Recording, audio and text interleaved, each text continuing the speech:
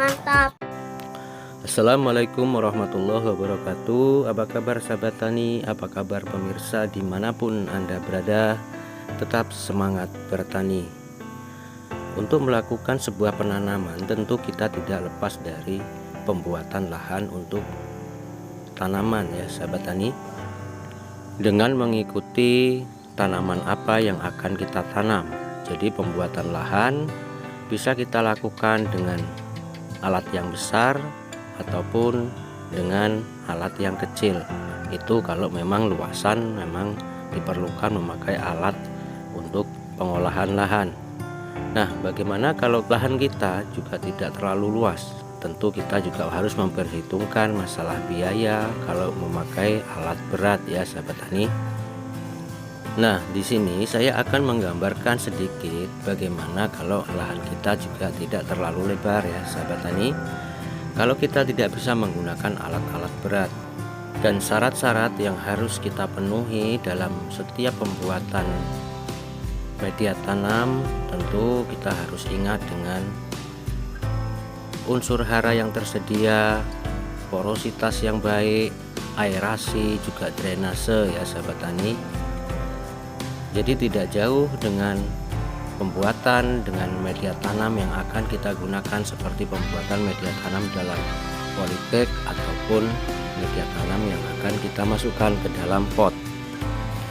Di sini karena lahan saya tidak terlalu luas sahabat tani, jadi alat yang saya gunakan adalah hanya dengan cangkul ya.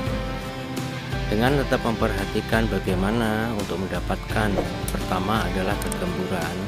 Pencangkulan sangat diperlukan untuk secara keseluruhan atau hanya untuk bagian tanam saja dengan pembuatan lubang. Nah, untuk syarat yang kedua adalah untuk mencapai unsur hara tersedia di media tanam, tentu kita harus memberikan kompos ataupun pupuk kandang ya sahabat tani, agar kita tetap bisa memastikan ketersediaan unsur hara di awal penanaman. Untuk kompos kita bisa menggunakan entah itu kotoran sapi, kotoran kambing, ataupun kotoran ayam. Itu tergantung ketersediaan dari sahabat tani. Dengan tetap memperhatikan tingkat kematangan dari kompos yang akan kita gunakan atau pupuk kandang yang akan kita gunakan. Kenapa pupuk kandang yang kita gunakan harus matang dan itu sangat penting? Dikarenakan pupuk kandang akan menyuplai unsur hara ke tanaman untuk memicu tumbuh kembangnya tanaman ya sahabat tani. Dan kalau yang kita gunakan pupuk kandang yang belum matang, tentu itu akan lebih beresiko untuk tanaman kita di awal. Pupuk kandang yang belum matang itu banyak mengandung amonia yang banyak memicu nantinya untuk bisa menimbulkan penyebaran berbagai macam penyakit. Dan untuk mematangkan pupuk kandang agar siap dipakai, kita bisa melakukan fermentasi seperti yang pernah saya lakukan. Nanti linknya di deskripsi video ya sahabat tani, bagaimana cara memfermentasi atau mengkomposkan pupuk kandang agar siap dipakai. Setelah kita memberikan pupuk kandang pada lubang yang kita buat untuk tanaman, kita lakukan pencampuran atau pengadukan yang dimaksudkan agar tanah di media tanam dan pupuk kandang itu bisa tercampur.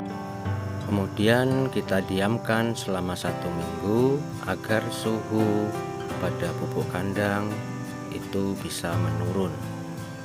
Dan setelah 1 minggu kita bisa melakukan penanaman ya sahabat tani.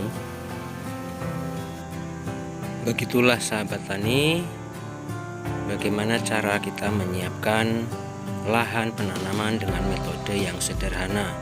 Mudah-mudahan bermanfaat dan mohon dukungannya untuk penonton, untuk pemirsa semua.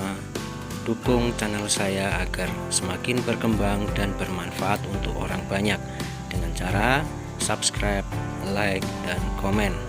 Terima kasih sudah menonton. dan nantikan video saya selanjutnya soal pertanian, perawatan tanaman. Dan saya akhiri, Assalamualaikum warahmatullahi wabarakatuh.